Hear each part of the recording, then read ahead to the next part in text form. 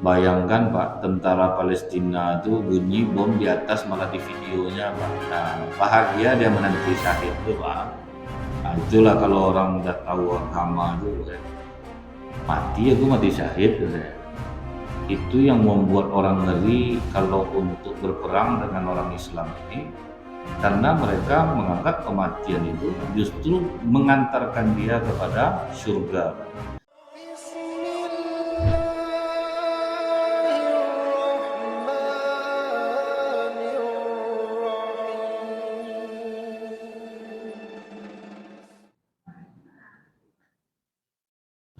Bismillahirrahmanirrahim. Assalamualaikum warahmatullahi wabarakatuh. Innal hamdalillah nahmaduhu wa nasta'inu wa nastaghfiruh wa na'udzu billahi min syururi anfusina wa min sayyiati a'malina. May yahdihillahu fala mudhillalah wa may yudlil fala hadiyalah.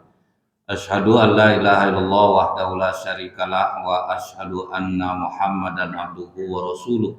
Allahumma shalli wa sallim wa barik ala hadzal nabiyil karim wa ala alihi wa sahbihi ajmain. Bapak-bapak pengurus masjid yang saya hormati, alim ulama, tokoh masyarakat, cerdik pandai, Bapak Ibu, orang tua saya yang saya muliakan, hadirin hadirat yang semoga kita semua senantiasa dirahmati oleh Allah. Senantiasa kita selalu bersyukur kepada Allah dan mengucapkan alhamdulillahirabbil alamin. Allah berikan Bapak Ibu kekuatan iman, yang dengan iman itu sekalipun mungkin banyak halangan di diri kita, tapi semua terkesampingkan demi untuk mendekatkan diri kepada Allah. Semoga Allah senantiasa menambah nikmatnya kepada kita semua. Bersolawat kita kepada Rasulullah SAW dengan ucapan Allahumma sholli ala Muhammad wa ala alihi wasallim. Semoga diringankan Allah lisan kita ini bersolawat sehingga kita mendapatkan syafaat di yaumil akhir kelak. Dalam kajian ini Pak, kita akan melihat bagaimana cintanya para sahabat kepada Rasulullah SAW. Seharusnya kita melanjutkan kajian Talbisul Iblis, tapi saya tidak sempat mengulangnya. Jadi apa kata para guru Pak? Orang yang naik tanpa persiapan maka turun tanpa kemuliaan. Nah, jadi daripada berat nanti dia Pak kan, jadi baik saya tidak membawakannya dulu pada malam hari. Nah, yang pertama ini Pak, tentang cintanya Sa'ad bin Mu'adz radhiyallahu an kepada Rasulullah SAW. Sa'ad bin Mu'adz ini Bu, dia itu termasuk tokoh yang disegani di Madinah. Waktu Rasulullah SAW diizinkan untuk melakukan perang yang pertama itu kan perang Badar, sudah diizinkan Rasulullah. Timbul keraguan Rasulullah, Islam baru 2 tahun di Madinah, apa mau mereka nih diajak perang? Sedangkan orang aja udah lama Islam, diajak perang belum tentu mau. Ini baru 2 tahun, apa mungkin mau? Dalam kerisauan Rasulullah itu, Sa'ad bin Mu'adz inilah yang meyakinkan Rasulullah. Kata Sa'ad bin Mu'adz ini, ya Rasulullah, kemanapun engkau membawa kami, sekalipun kami mati kelaparan, kami akan terus bersamamu, karena kami bukan umat Nabi Musa alaihissalam. Kenapa dikatakan Sa'ad bin Mu'adz kami ini bukan umat Nabi Musa? Karena waktu Nabi Musa ngajak perang, Pak, jawaban umatnya Pak, pergilah kau berangkat dengan Tuhanmu, kami akan menunggumu di sini. Tidak ada yang mau ikut Pak. Kalau kami ini umatmu ya Rasulullah, kemanapun kau membawa kami, kami akan maju. Nah, itulah yang membuat kuat balik hati Rasulullah. Karena perkataan Sa'ad ini pengaruhnya besar untuk suku-suku yang ada di Madinah. Karena kalau orang yang terpandang ngomong itu, semuanya akhirnya mau ikut membantu. Tapi walaupun ikut membantu, Bu, keadaan ekonomi umat Islam pada saat itu sedang sangat minim, Pak. Dikumpulkanlah berapa ekor ada kuda cuma 2, onta ada 70 ekor. Yang bisa ikut udah diseleksi, tinggallah 315 orang. Berarti naik kudanya ganti-gantian. Jadi dua naik, dua turun, dua naik, dua turun. Nah, karena tidak mencukupi antara jumlah unta dengan orang. Nah, jadi di sini ini Sa'ad bin Mu'adz itu Bu ya, sampai mengatakan ke Rasulullah, ya Rasulullah, kau jangan ikut di medan perang. Kami buatkan kau tenda di atas kuda. Apabila kau melihat kami menang dan itulah harapan kami, maka tetaplah engkau bersama kami. Tapi jika kau melihat kami sudah dalam keadaan kalah, maka larikanlah kudamu mengarah ke Madinah.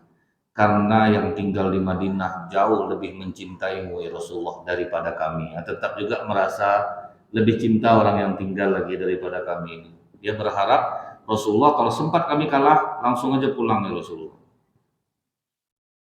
Apakah ada sahabat yang tinggal waktu itu? Ada. Utsman bin Affan tidak ikut perang. Inilah yang dijadikan orang mengatakan hal miring tentang Utsman. Utsman bin Affan itu mana dia ikut perang, tapi dia tercatat sebagai ahli Badar. Ini kan pembodohan publik nih, kebohongan publik. Memang betul, Utsman bin Affan tidak ikut perang, Pak, tapi bukan tanpa alasan. Di saat mau perang itu, istri Utsman bin Affan, Ruqayyah, anak Rasulullah Shallallahu Alaihi Wasallam dalam keadaan sakit keras. Jadi Rasulullah yang melarang Utsman. Niat kau sudah dicatat oleh Allah Utsman. Sekalipun kau di rumah, kau akan menyertai kami walaupun kami menuruni lembah. Nah, karena niat sudah ada memang mau ikut. Makanya kita Bapak udah terbiasa sholat berjamaah. Tahu-tahu hari itu telat Bapak ke masjid, akhir Bapak sholat sendirian. Bapak tetap terhitung berjamaah. Karena memang itu sudah menjadi kebiasaan. Apabila Bapak Ibu sudah rajin tahajud malam, rupanya sakit. Setiap sakit di malam hari itu terhitung tetap melaksanakan tahajud. Bapak Ibu yang rajin puasa sunnah, sakit tetap terhitung berpuasa sunnah. Karena memang sudah menjadi kebiasaan. Nah, jadi ini pula Utsman, kau pun tidak ikut, kau tetap tercatat. Jadi Utsman mau ikut, istrinya sakit. Istri Utsman siapa? Adalah anak kandung Rasulullah Shallallahu Alaihi Wasallam. Jadi Rasulullah memang yang melarang, jangan ikut jaga istrimu. Jadi rupanya Bu, begitu perang Badar dimenangkan umat Islam, di sisi lain Rasulullah sangat bahagia sekaligus sedih, yaitu meninggalnya Ruqayyah. Jadi kita menang perang, anak meninggal. Dan ini berlaku sampai hari kiamat. Setiap kali ada kebahagiaan diiringi dengan kesedihan. Supaya kita jangan terlalu melambung ketika bahagia itu. Setiap ada cobaan pasti diiringi nikmat. Jadi apapun Pak, sampai hari kiamat itu tetap berlaku. Sedang bahagia-bahagia, di dalam bahagia itu ada rasa sedih. Sedang sedih-sedih, dalam sedih itu ada bahagia. Nah, itu berlaku terus tuh. Rasulullah bahagia menang perang, di sisi lain di saat yang bersamaan anak meninggal dunia. Jadi ini berlaku sepanjang masa nih Pak. Kita pun mungkin mengalami hal yang sama. Kadang sudah kena tipu sama orang, habis itu ketawa kita Pak. Kita ngetawakan diri kita, kok bodoh gue ya, mau aja aku ditipu orang gitu. Kadang ada Bu, kita merasa bahagia, teman kita minjam uang sama kita. Di antara sebanyak itu temannya kita yang terpilih. Berarti ini udah set Allah. Cuman kalau udah tiap-tiap hari berarti teman tuh nganggap hanya kita lah teman yang bisa dia bodoh-bodohi. Ya, itu kan ketawa kita sendiri dia Pak. Iya pula ya. Pertamanya bahagia kita Bu, di antara sebanyak tuh kawannya kita dipilih untuk pinjam uang. Berarti ini kan udah set Allah. Lupa sekali dipinjamkan mencandu Pak. Macam ATM dia nampak kita ya. Berarti dalam pandangan dia, di antara sebanyak itu teman, ayah ini yang agak bodoh sedikit. Nah, ini yang bisa ditipu dia. Jadi kadang kita sedih gitu Bu, tapi dalam sedih itu ada bahagia. Dalam keadaan bahagia-bahagia kita. Kan seperti misalnya gini Pak, terjual tanah nih besok Bang. Ini Abang terlanjur dengar ya, 10% itu Abang. Sebelum tanah terjual Pak. Begitu tanah terjual, di sisi lain bahagia, langsung ada rasa sedih, Pak. Mengeluarkan pula aku 10% ya. Nah, jadi dalam bahagia ada rasa sedih. Makanya kita hati-hati berbicara di saat bahagia. Karena nanti nyesal sudah tuh, Pak. Terpaksa kita acting bohong. Macam mana Bang? Terjual tanah jadinya. Terjual tuh terjual. Tapi itulah tidak sesuai pula harapan. Padahal udah penuh duit nih Pak. Ini pada mengeluarkan 10%. Kawan saking senang hati tahajud dia tiap malam mendoakan itu dia susah pula. Lupa udah berhasil, dia pun tidak mendapatkannya. Tetapi dalam kesedihannya itu nanti Allah akan kasih dia kebahagiaan. Selalu akan mengiringi seperti itu. Nah inilah cintanya Sa'ad bin Mu'adz kepada Rasulullah, lebih mementingkan Rasulullah itu selamat daripada memikirkan diri dia sendiri. Dia pokoknya Rasulullah aja yang selamat.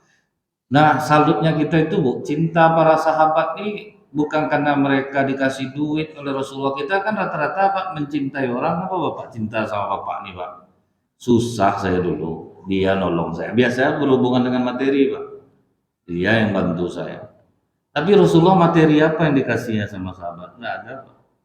Cuman diberikan kelapangan jiwa semenjak memeluk Islam, banyak keajaiban yang dulu mereka rasakan susah menjadi tenang, suci jiwanya jadinya.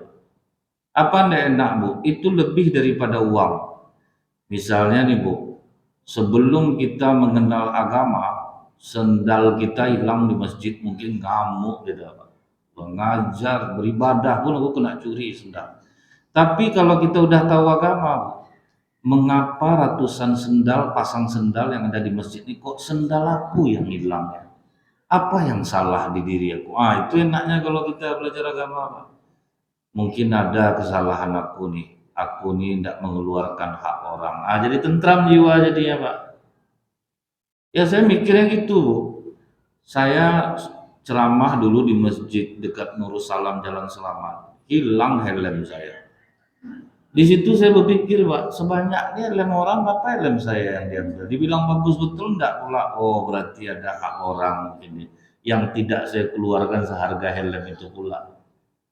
Jadi kita kalau belajar agama ini jadi tentram jiwa kita ini. Lebih tenang jiwa kita ketika menghadapi masalah. Kita dengarlah ayat wa ma asobakum min musibatin fabima kasabat aydikum wa ya'fu an katsir. Dan apa saja musibah yang menimpa kamu, salahkan diri kamu sendiri. Jadi kita ngecek jadinya Pak. Aku rajin sembahyang, tapi ngapa orang benci sama aku ya? Kan ada gitu Pak, dia rajin sholat ke masjid. Rupanya dia cek-cek, dia tanya orang kenapa orang benci sama saya. Bapak terlalu apa betul Pak?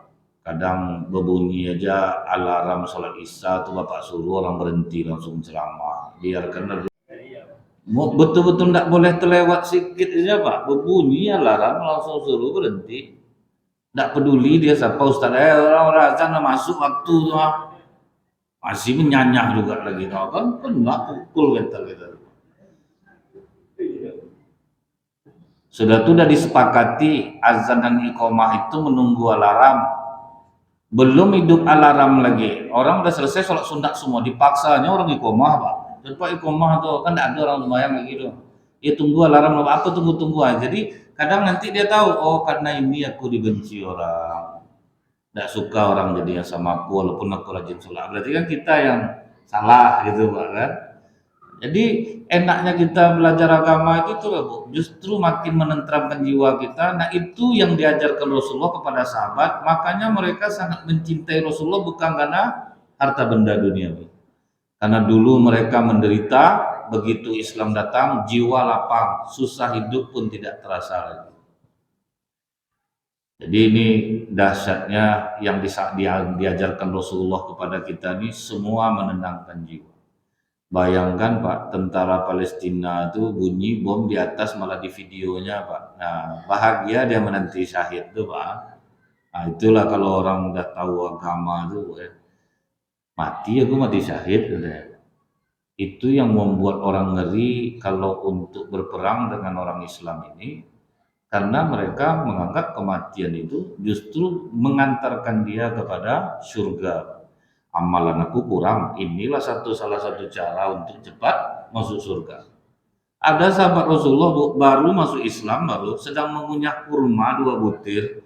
Ya Rasulullah, kalau aku ikut perang sekarang, kalau mati aku di mana tempat aku? Di surga. Dibuangnya kurma itu Pak, lari ke depan. Nah, begitu lapang jiwa jadi. Nah kemudian Pak, ada seorang sahabat, ini sanadnya dari Ummul Mukminin Aisyah radhiyallahu anha. Dia datang kepada Rasulullah. Kemudian dia katakan kepada Rasulullah, "Ya Rasulullah, aku itu kalau sudah berada di dekatmu sangat betul-betul bahagia aku ya Rasulullah. Kalau jumpa dengan engkau ini bahagia aku rasanya. Namun setelah kita berpisah ya Rasulullah, terpikir olehku, kau kan Nabi, berarti besok di surga tentu jauh jarak kita. Kalaupun aku masuk surga ya Rasulullah, tentu aku akan merindukanmu karena surga kita akan berbeda. Tentu kita tidak akan berjumpa. Itulah yang selalu mengganggu di jiwa aku Rasulullah. Apakah aku akan berjumpa denganmu nanti di surga? Itulah saking tidak ingin berpisahnya dari Rasulullah. Jadi memang sosok Rasulullah itu karena komplit ya Bu ya. Jadi memang sahabat itu betul-betul sangat mencintai Rasulullah, melebihi cinta mereka kepada anak dan istri mereka sendiri. Nah kalau misalnya kita nih Bu ya datang berkata, deh kalau sempat hidup aku di zaman Rasulullah, aku bantu perjuangan Rasulullah. Belum tentu lah lagi Pak, bisa jadi Bapak Abu Jahalnya. Karena kan orang selalu bilang gitu Pak, dia sempat hidupku di zaman Rasulullah. Iya kalau memang baik. Kalau sempat jadi Abu Jahal macam mana Pak? Dia mendukung Abu Jahal jadinya Pak. Kan kita nggak tahu kita. Nah jadi Rasulullah terdiam ketika dia bertanya itu Bu. Akhirnya Allah turunkanlah surah An-Nisa ayat 69. Apa kata Allah? Bismillahirrahmanirrahim. Wa may yuti'illaha war rasulah fa ulaika ma'al ladzina an'ama Allahu 'alaihim minan nabiyyin was-siddiqin wasyuhada'i was-sholihin wa hasuna ulaika rafiqa. Barang siapa yang menaati Allah dan Rasulnya, mereka itu akan bersama-sama dengan orang yang dianugerahi nikmat oleh Allah, yaitu para nabi, para siddiqin, orang yang mati syahid, orang soleh, dan mereka itulah teman yang sebaik-baiknya. Mendengar ayat ini bahagialah sahabat ini.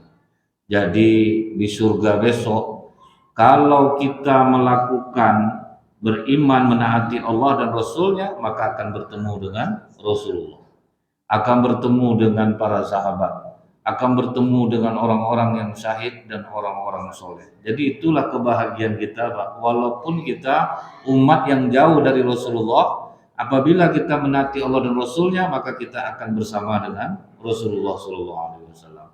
Itulah yang membuat bahagia hati para sahabat itu. Jadi orang-orang yang mencintai Rasulullah itu kenapa melebihi cinta mereka kepada anak dan istrinya? Mereka itu begitu Rasulullah memerintahkan, mereka akan langsung melakukannya tanpa harus mempertimbangkan bagaimana nanti perasaan anak, bagaimana perasaan istri. Tapi anehnya, istri-istri para sahabat itu begitu usai perang Pak, bukan suaminya yang ditanya ya Pak, Rasulullah selamat enggak? Tidak ada dipedulikannya, oh suaminya selamat enggak. Rasulullah justru yang mereka kata. Itu pula lah ternyata kaum sahabiah, para perempuan-perempuan di zaman Rasulullah itu juga memiliki cinta yang besar kepada Rasulullah, melebihi cinta mereka kepada suami dan anak mereka sendiri. Jadi sama Bu, untuk kepentingan Islam apapun yang diperintahkan Rasulullah, baik sahabiah perempuan maupun para sahabat yang laki-laki, mereka semuanya taat kepada perintah Rasulullah SAW. Jadi ada seorang perempuan Bu, ketika habis perang dia tanya, bagaimana kabar Rasulullah? Bapak kau meninggal? Enggak, aku nanya Rasulullah gimana kabarnya. Suami kau meninggal? Enggak, aku enggak nanya suami aku, bagaimana kabar Rasulullah. Anak kau meninggal? Tidak, aku nanya Rasulullah selamat atau enggak. Rasulullah selamat. Nah itulah yang membahagiakan diriku. Itu Pak, dahsyatnya dia Bu. Sempat sekarang macam itu, terdengar sama orang lain, memang lain istri kau nampak. Tidak ada cinta-cinta, salah pilih kau nih. Mungkin itu perasaan orang Pak. Tapi para Swabian juga begitu, Bu. Cinta mereka kepada Rasulullah juga besar. Jadi ini yang membuat ayat ini membuat puas hati sahabat, Pak. Mereka tidak akan jauh nantinya dari Rasulullah SAW. Jadi yang paling penting itu sekarang, Bu, kita melakukan apa yang disukai Allah dan Rasulullah semampu kita agar kita nanti bisa bersama Rasulullah SAW. Kemudian, Pak, ada di dalam hadis Bukhari dan Muslim, ini diriwayatkan dari Anas radhiyallahu anhu. Ada seorang laki-laki bertanya kepada Rasulullah, "Ya Rasulullah, kapan kiamat itu terjadi?" Begitu dia menanya itu, Rasulullah balik dengan pertanyaan, Pak, "Memangnya apa yang sudah kau persiapkan menghadapi hari kiamat?" "Persiapanku, aku mencintai Allah dan Rasulnya." Cuman itu katanya, Pak. Maka kata Rasulullah, kau akan bersama orang yang kau cintai.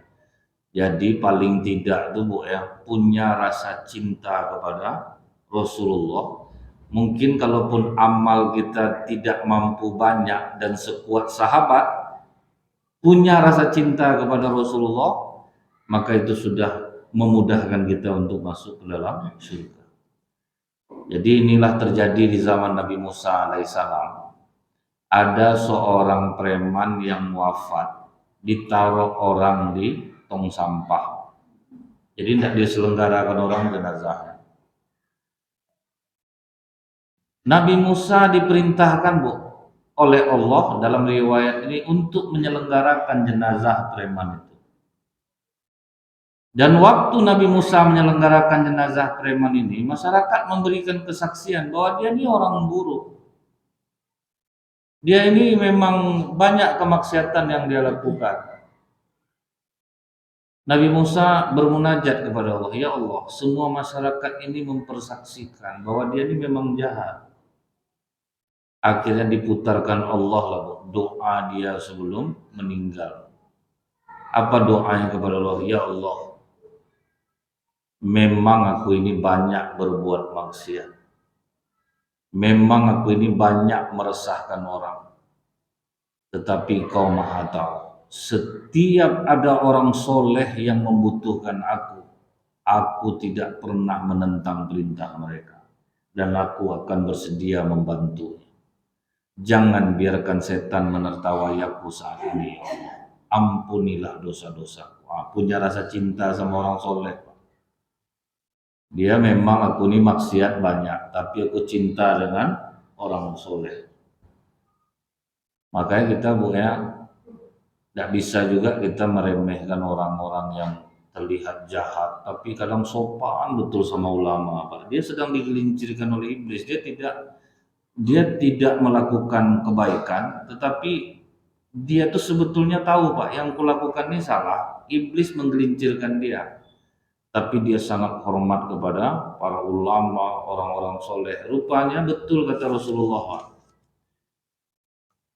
Ada orang bertanya ke Rasulullah, "Ya Rasulullah, ada seseorang yang mencintai orang lain karena amal ibadah yang dia lakukan, tetapi orang yang mencintai ini tidak mampu beramal seperti orang yang dia cintai." Jawaban Rasulullah tetap, Pak, engkau akan bersama orang yang kau cintai. Mencintai orang soleh aja, Pak. Nampak ibu nih rajin puasa sunat deh, iri kita nengok kebaikannya, ya Allah.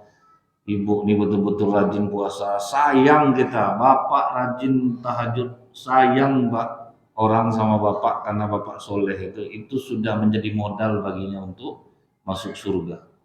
Kita tidak mungkin bisa melakukan amalan yang dilakukan orang lain. Kadang orang lain itu kuat tahajudnya, kuat baca Qur'annya, di masjid duduk Quran ya bacanya. Kita cinta sama dia, itu juga sudah menjadi modal bagi kita.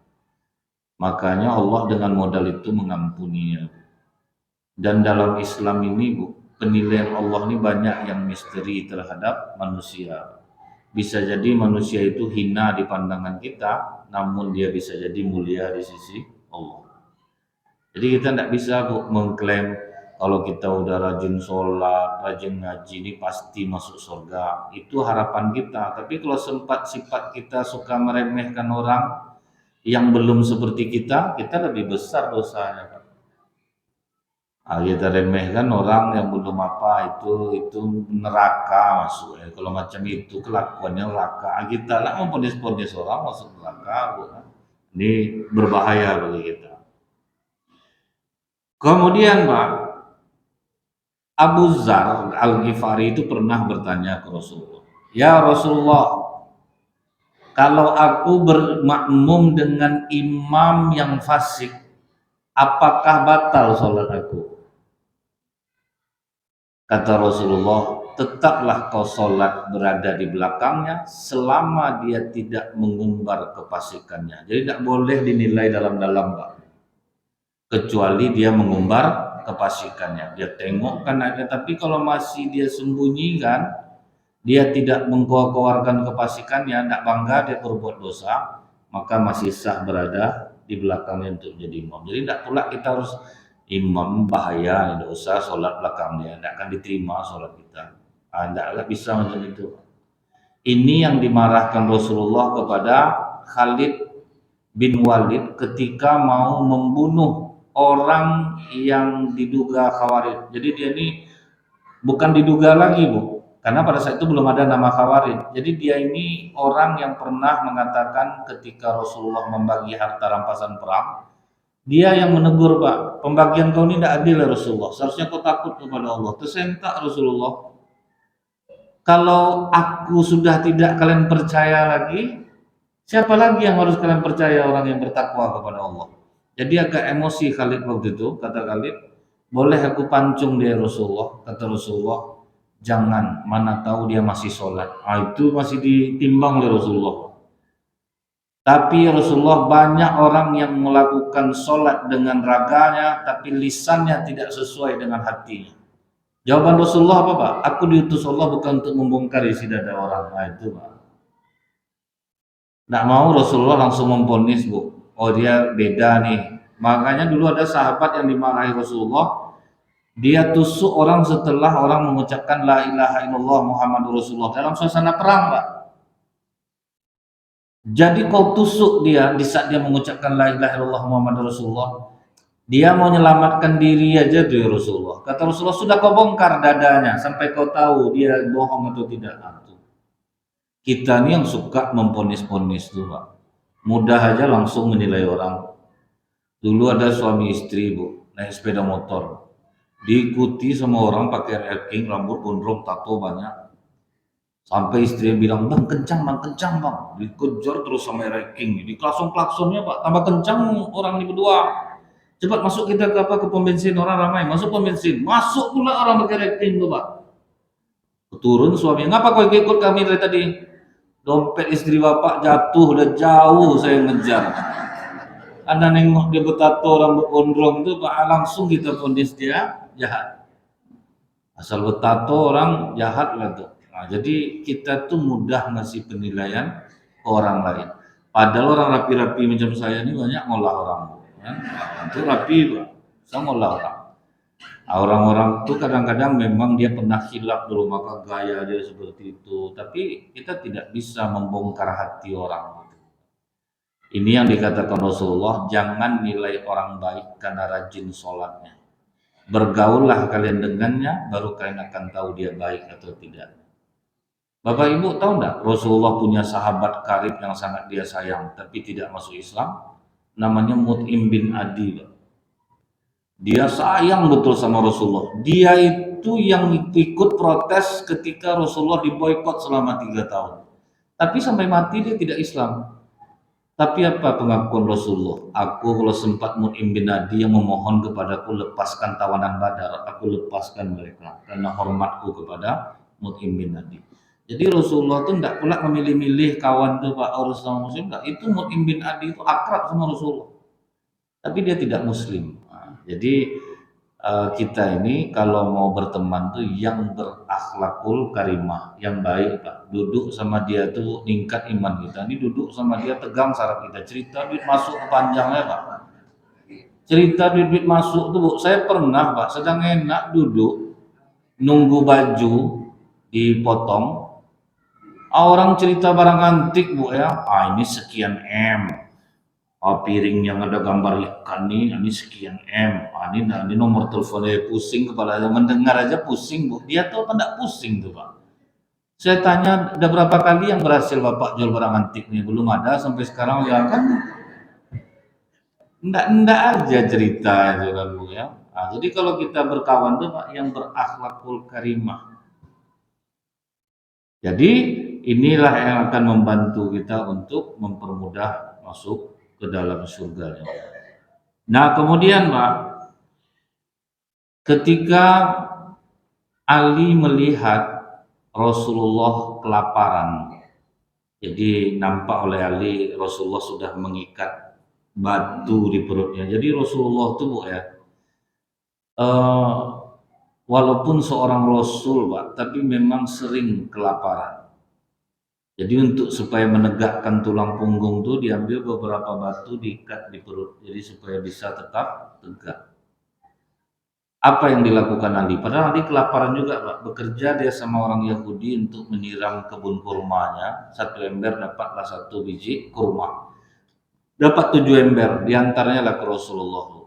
Ya Rasulullah, aku tahu kau lapar, makanlah kurma ini.